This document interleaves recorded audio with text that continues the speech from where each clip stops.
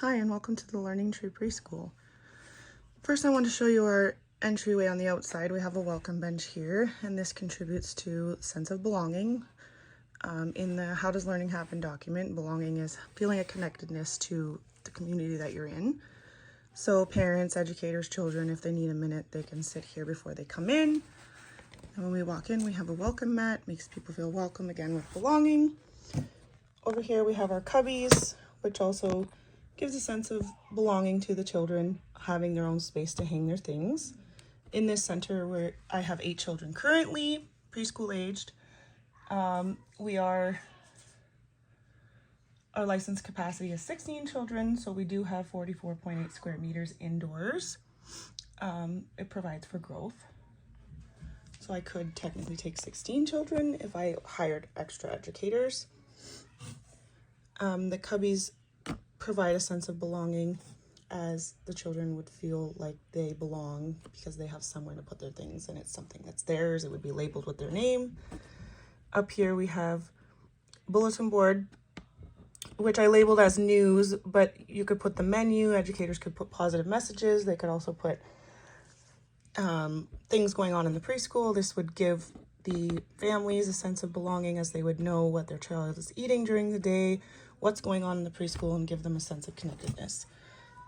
Over here we have the educator cabinet, which would be locked at all times for all of the educator's supplies and personal belongings as well.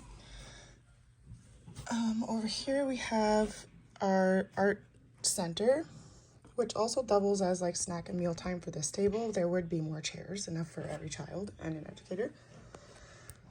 Over here we have the sensory center. So there's a sensory table, little chairs, and then just we could change up what the children would be playing with, so it could give help with engagement by changing it up. Engagement is that everybody's engaged in playing and having fun. Over here is our washrooms.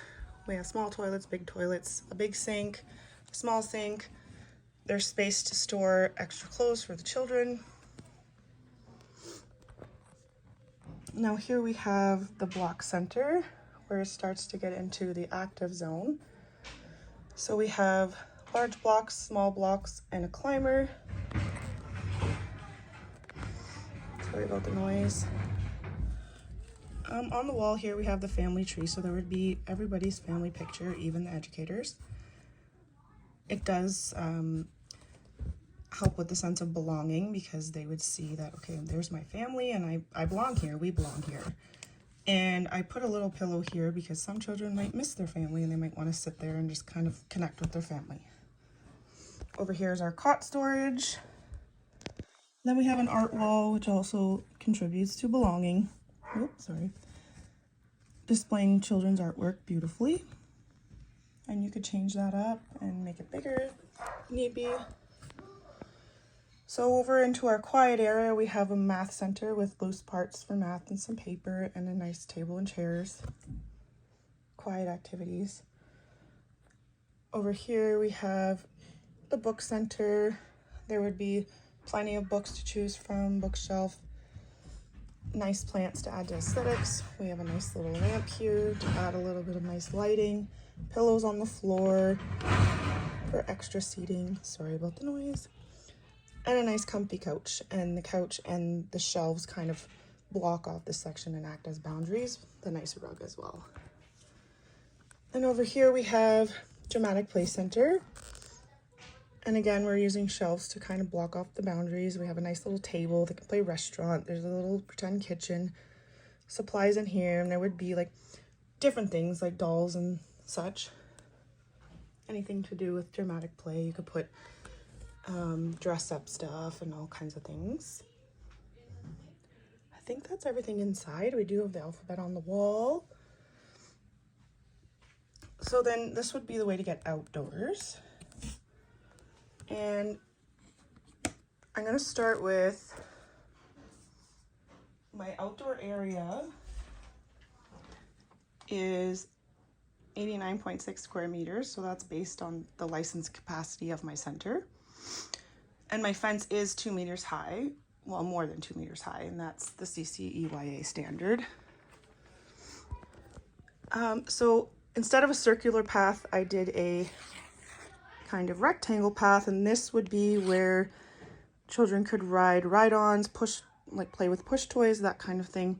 So it's boundary to here, and they know that the grass is where toys stay, and over here is where we ride on toys, and it's out of the way. I didn't have time to make ride-on toys or find any, but that's the area, like tricycles, push toys, ride-on toys.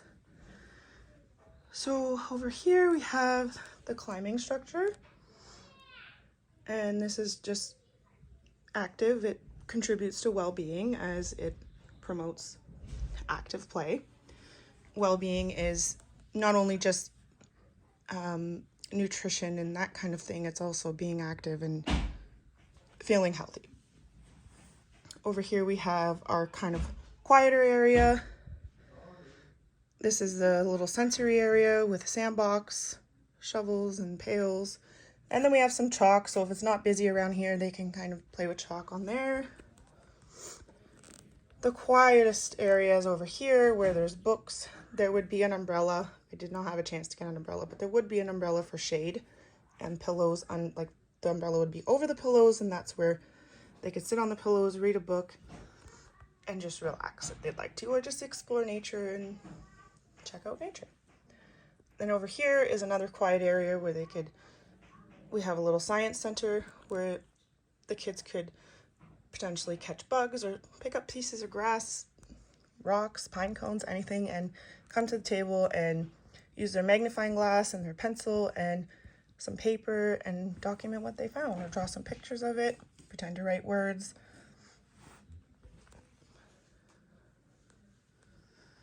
And I think that's about it. But I'll give you one last little look-see over. There's the outdoor area, the indoor area with my 6 centers, and our outdoor entrance, sorry. Thank you so much.